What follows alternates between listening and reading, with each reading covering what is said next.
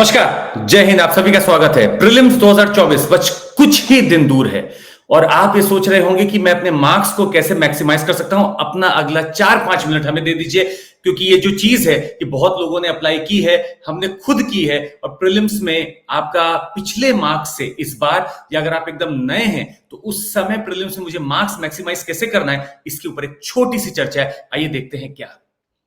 सबसे पहली चीज आपको जो याद रखनी है वो ये है कि सबकॉन्शियस माइंड के पावर को कभी क्वेश्चन मत करिएगा। अब आप यहां पे सोच रहे होंगे कि मेरा सबकॉन्शियस पावर कहां से आ रहा है। आप जब पढ़ते हैं और काफी चीजों को सोचते हैं, आपको बता दें, आपकी पढ़ाई के पीछे आपको लगता है कि सिर्फ आपका ये दिमाग चल रहा है, ऐसा बिल्कुल नहीं है। मेरे सबकॉन्शियस माइंड का पावर है कि जब आप पढ़ रहे होते हैं वो ग्रास्प करता रहता है बहुत चीजों को। आप उसको कभी अंडर एस्टिमेट ना करें।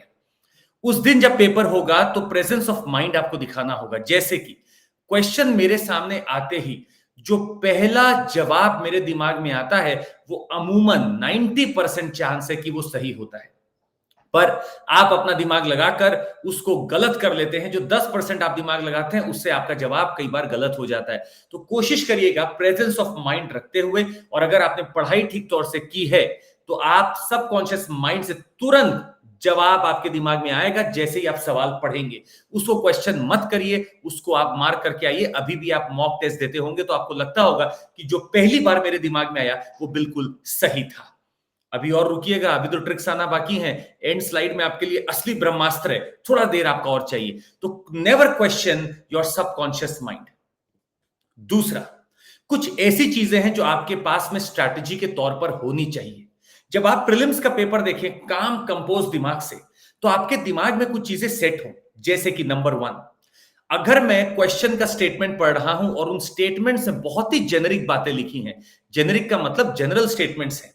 ये जेनरिक स्टेटमेंट्स या जनरल स्टेटमेंट्स कुछ वर्ड से भी आइडेंटिफाई होते हैं, जैसे मे, माइट, कैन, कुड, शुड, मे, ऐसी कोई भी चीज हो तो लगभग देखा गया है 90% प्लस की वो सही होती है।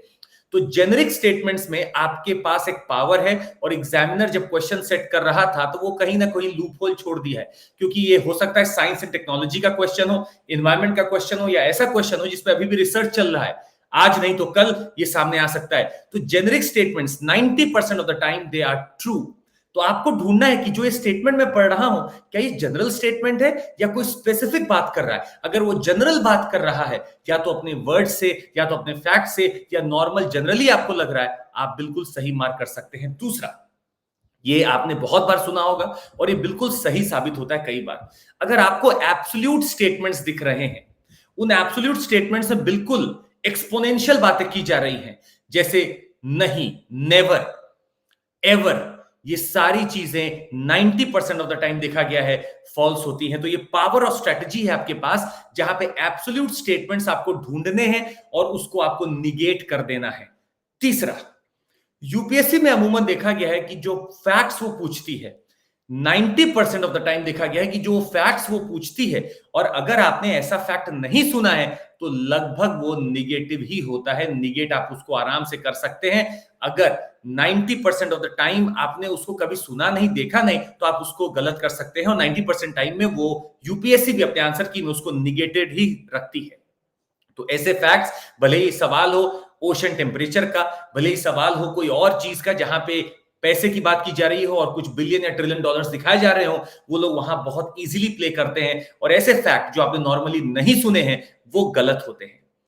एक चीज आपको यहां पे हम और बताना चाहेंगे, कुछ ऐसे वर्ड्स हैं जो आपके पूरे क्वेश्चन में या पेपर में अच्छे खासे रहते हैं, पर उसपे आप नैरो या ब्रॉड व्यू लेने की गलती करते हैं।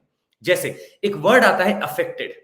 अफेक्टेड का मतलब अगर कोई चीज 0.00001% भी अफेक्टेड हो सकती है, जिसकी संभावना बहुत ज्यादा है, आप इसको ब्रॉड बेस मानिए और इसको सही करिए। तो कहीं भी आपको वर्ड अफेक्टेड दिखे, आपको ब्रॉड कवरेज लेना है कि ये अफेक्ट हो सकता है। मतलब किसी घटना से क्या जीवन अफेक्ट हो सकता है? बिल्कुल हो सकता है। क्या सोलर फ्लेयर से ये हो सकता है, अफेक्ट हो सकता है? आप लिखेंगे हाँ हो सकता है। ब्रॉड बेस लेते हुए आप उसको ट्रू मानकर चलिए।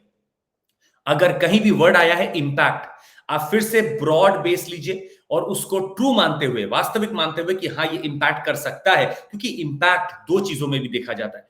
पॉजिटिव भी हो सकता है, निगेटिव भी हो सकता है। लोग अधिकतर इसको पॉजिटिव देखते हैं या कुछ लोग इसको निगेटिव देखते हैं, पर आपको याद रखना है अगर ये क्वेश्चन में लिखा है तो ये दोनों मतलब है, पॉजिटिवली भी और निगेटिवली भी। तो इंपैक्ट जहां लिखा हो ब्रॉड बेस हो जाइएगा, पॉजिटिव भी निगेटिव भी। आपको यहां बता दें कि अगर वर्ड लार्जेस्ट हो तो ये अमूमन स्मॉलेस्ट, लार्जेस्ट जो बिल्कुल एक्सट्रीम दिखाते हैं ये लगभग गलत होते हैं। अगर मेरा वर्ड कहीं अनलिमिटेड है, मैंडेटरी है, कंफर्म कोई चीज कर रहा है, कोई चीज बिल्कुल कंफर्म कर रहा है, बिल्कुल कंटिन्यूअस की बात कर रहा है कि लगातार ये चीज हो रही है, आप यहां पे एक रिस्क ले सकते हैं फॉल्स पर। देखिए मुझे मार्क्स मैक्सिमाइज करना है और मुझे अगर ऑप्शन नहीं पता है तो मैं वहां वर्ड्स ढूंढता हूं। वर्ड्स ढूंढ के मैं निकालता हूं कि क्या कोई कंटिन्यूअस, अनलिमिटेड, नेवर, मैंडेटरी ऐसी चीजें आ रखी हैं। अगर ऐसे वर्ड्स आ रखे हैं तो ये कहीं ना कहीं फॉल्स की तरफ रहते हैं, निगेटिव की तरफ रहते हैं और आप उसको आसानी से निगेटिव कर सकते हैं। अब ये लास्ट आपके लिए ब्रह्मास्त्र के तौर पर काम आएगा, इसको बहुत गौर से सुनिएगा। ये कुछ क्वेश्चंस हैं जो आपको हमेशा बरतने चाहिए। पहला क्वेश्चन, लोग अमूमन पूछते हैं कि मैं अटेम्प्ट कितना करूं। ये सवाल ही गलत है। सवाल इसलिए गलत है क्योंकि ये डिपेंड करता है कि प्रीलिम्स का पेपर कैसा आया हुआ है जो आप उस समय बैठकर उस एग्जामिनेशन हॉल में देख रहे हैं। आपको बस एक चीज देखनी है, क्या इस पेपर में ऑब्जेक्टिव क्वेश्चंस बहुत ज्यादा हैं या फिर सब्जेक्टिव क्वेश्चंस है। मतलब सब्जेक्टिव का मतलब 2-3 statement based, analysis based questions बहुत है। अगर पेपर में एनालिसिस बेस्ड क्वेश्चन बहुत है, सब्जेक्टिव क्वेश्चंस है, तो आपको अपने नॉर्मल अटेम्प्ट से कम अटेम्प्ट करना चाहिए। अगर पेपर बहुत ऑब्जेक्टिव है, वन लाइनर स्टेटमेंट्स बहुत हैं, तो याद रखिएगा इस क्वेश्चन पेपर में हर कोई क्वेश्चन में अपने किस्मत को आजमा रहा होगा और आप यहां पे पीछे रह जाएंगे अगर उनकी किस्मत ने उनका साथ दे दिया। तो ऑब्जेक्टिव क्वेश्चंस जहां है, जहां वन लाइनर बेस्ड क्वेश्चन है, फैक्ट बेस्ड क्वेश्चन अगर बहुत सारे आ रखे हैं, तो आपको अपने नॉर्मल अटेम्प्ट से अटेम्प्ट बढ़ा देना चाहिए। मेरा नॉर्मल अटेम्प्ट लगभग 75 के 80 के आसपास रहेगा, 75 के 80 के आसपास रहेगा। तो मैं देखूंगा अगर सब्जेक्टिव है क्वेश्चन तो मैं अपने आप को 70 से 75 में समेट लूंगा। अगर मुझे लगता है पेपर ऑब्जेक्टिव है तो मुझे 80 से 85 जाना पड़ सकता है, क्योंकि तभी मैं उस कट ऑफ के आसपास आ जाऊंगा। और कट ऑफ की जो हालत चल रही है फिलहाल, अगर पेपर बहुत सब्जेक्टिव एनालिसिस आ रहा है पिछले कुछ सालों से, तो आप देखेंगे कट ऑफ कम ही जा रहा है। मतलब मुझे 75 से 85 के रेंज में स्कोर करना है, इसलिए मुझे एक चीज बहुत अच्छे से मैनेज करनी है और वो है निगेटिव मार्किंग। आपको बहुत इस बात का ध्यान रखना है कि मुझे निगेटिव मार्किंग को बहुत अच्छे से मैनेज करना है। इसके लिए दूसरा चीज हम आपको बता दें, you should attempt the questions in some rounds. आपको राउंड्स में अटेम्प्ट करने चाहिए। पहले राउंड में आप वो क्वेश्चंस अटेम्प्ट करें जहां पे आपकी 95% पॉसिबिलिटी है कि वो सही है। तो मेरा एक्यूरेसी रेट यहां पे 95% सही होना चाहिए। मैं पूरे क्वेश्चन को पूरा ट्रैवर्स किया और 95% वाले क्वेश्चन को मैंने मार्क किया। यहां पे अमूमन आपको 15 से 20 क्वेश्चन ही मिल पाएंगे जिसको आप ठीक से मार्क कर पाएंगे। सेकेंड राउंड में आपको उतरना है। सेकेंड राउंड में ऐसे स्टेटमेंट्स, ऐसे क्वेश्चंस होंगे जहां पे आपको लगता है कि 70% चांस है कि मुझे पता है ये एक्यूरेसी हो सकती है। यहां पे आपको अगले 15 से 20 क्वेश्चन मिलते हैं अमूमन। पर इसके बाद अब आपको नंबर को बढ़ाना पड़ेगा। थर्ड राउंड में आपको रिस्क लेना पड़ता है और 60% का एक्यूरेसी वाले आपको क्वेश्चन अटेम्प्ट करने हैं, जो आपके लिए आराम से 15 क्वेश्चन, 10 से 15 आपको मिलते हैं। और लास्ट में आप उस राउंड में उतरिए कि मुझे रिस्क लेना है। यहां पे अगर मैं पूरा ऑप्टिमिस्टिक हो के अभी 20, 40, 65, I have done suppose 55 to 60 questions, अभी भी मुझे रिस्क लेना पड़ेगा। ये मेरा फोर्थ राउंड होता है और फोर्थ राउंड में मेरी एक्यूरेसी कम होती है, इसलिए मुझे अपने आप को बहुत लिमिट करना है ताकि मैं 10 से 15 में ही रह सकूं। कोशिश करना है पहले के 2 राउंड में आपको मैक्सिमम अटेम्प्ट कर लेने हैं और आपको कोशिश कर लेनी है कि ये वो क्वेश्चंस हैं जिसका एक्यूरेसी लेवल बहुत हाई है। ये बात बिल्कुल सही है कि आप क्वेश्चन पेपर आपके पास है, आप उस हॉल में बैठे हैं, तो नर्वसनेस आना बहुत तय है। हम यहाँ पे बैठकर अपने एसी हॉल्स में आपको ये बोलें कि पेपर मुश्किल है या पेपर आसान है, सपना आपको आ जाना चाहिए था, हमने तो पढ़ाया था, ये सब बेकार की बातें, फिजूल की बातें हैं। जो क्वेश्चन दे रहा होता है उसके लिए क्वेश्चन पेपर उस साल का सबसे मुश्किल होता है, क्योंकि डायनेमिक्स आप ही समझ पाते हैं उस समय की। तो आप इन चक्करों में मत पड़िए कि मुश्किल है या आसान है। आपके लिए वो बस नर्वसनेस का कारण बनता है। आपको ये सोचना है कि मुझे किसी ना किसी तरीके से अपनी एक्यूरेसी को अच्छा रखना है और मैं जितना ज्यादा अटेम्प्ट करूंगा उतना ही मेरा एक्यूरेसी कम होने की संभावना है, क्योंकि ये यूपीएससी का पेपर है। तो कहीं ना कहीं इस रेंज में आप अपने आप को समेट के रखिएगा। दूसरी बहुत बड़ी बात, अगर कोई भी क्वेश्चन बहुत बड़ा है, स्टेटमेंट बहुत सारे हैं, तो उस क्वेश्चन को बिल्कुल आराम से पढ़िए।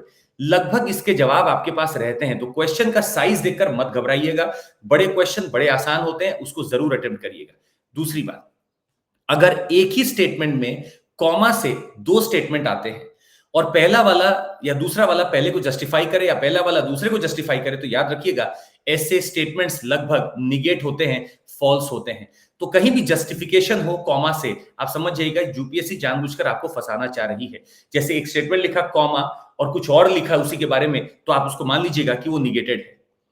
फोर्सफुल जस्टिफिकेशन अगर यूपीएससी करना चाहती है, अगर वो जानबूझकर अपने ऑप्शंस में दिखाना चाहती है कि हाँ ये फोर्सफुली हो ही जाएगा, ये इसलिए हो रहा है क्योंकि ये सच्चाई है, यहां पे इसलिए ये हो रहा है क्योंकि ये फैक्ट है, तो आप मान लीजिएगा फोर्सफुल जस्टिफिकेशन लगभग यूपीएससी निगेटिव ही करती है अपने आंसर कीज में। और हमेशा एक बात को याद रखिएगा, ब्रॉड बेस्ड सोचकर चलिए। पॉलिटी क्वेश्चंस में आपको बिल्कुल ब्रॉड बेस्ड होकर चलना है कि हाँ सब कुछ हो सकता है, उम्मीद है। साइंस एंड टेक्नोलॉजी एनवायरनमेंट में ये हो सकता है, उम्मीद है। ब्रॉड बेस्ड होकर चलिए। Unless and until you feel कि बहुत एब्स्ट्रैक्ट टॉपिक है जिसका मुझे जवाब नहीं आता है, तब आप अपने आप को रेस्ट्रिक्ट करिए, अदरवाइज आप ब्रॉड बेस होकर चलिए। उम्मीद है आपको ये पसंद आया होगा, जरूर लोगों तक पहुंचाइएगा और बहुत इम्तिनान से क्वेश्चन का जवाब देना है। इस समय आपको सिर्फ प्रैक्टिस पे ध्यान देना चाहिए, बाकी आपको कुछ अभी नहीं सोचना है। आपने बेहतरीन तैयारी की है और हमें पता है कि आप जरूर बेहतर करेंगे। आपको हम ये भी बताना चाहेंगे कि लोग हमसे जुड़े रहे जो आज टॉपर है, और आपकी जो भी समस्या हो हम कोशिश करते हैं उसका समाधान देने की। एक बहुत बड़ी ऑफर चल रहा है 2025-26 में, अगर आपके जानने में कोई हो तो जरूर बताइएगा। फ्लैट 50% ऑफ है। आरंभ बैच मेरा इंग्लिश में और ट्रायम्फ बैच मेरा इंग्लिश में, ये चालू हो रहा है 31 में और 8 जून को रेस्पेक्टिवली। आप जुड़ सकते हैं। साथ ही में डीएनए होता है, डेली न्यूज एनालिसिस, जो इसी चैनल पर रोज होता है। आप जुड़िए हमारे साथ सुबह सुबह, और हमारे बैचेस आरंभ ट्रायम्फ लाइव होने वाले हैं जल्दी। ₹1 में सीएससी 2024 देने वालों के लिए पूरे के लिए ₹1 में पूरा टेस्ट सीरीज अवेलेबल है, आप ले सकते हैं। और कॉम्प्रिहेंसिव बैच सीसैट पे लॉन्च हो चुका है, 1999 में रिकॉर्डेड क्लासेस है, आप इसका भी पूरा लुत्फ उठाइए।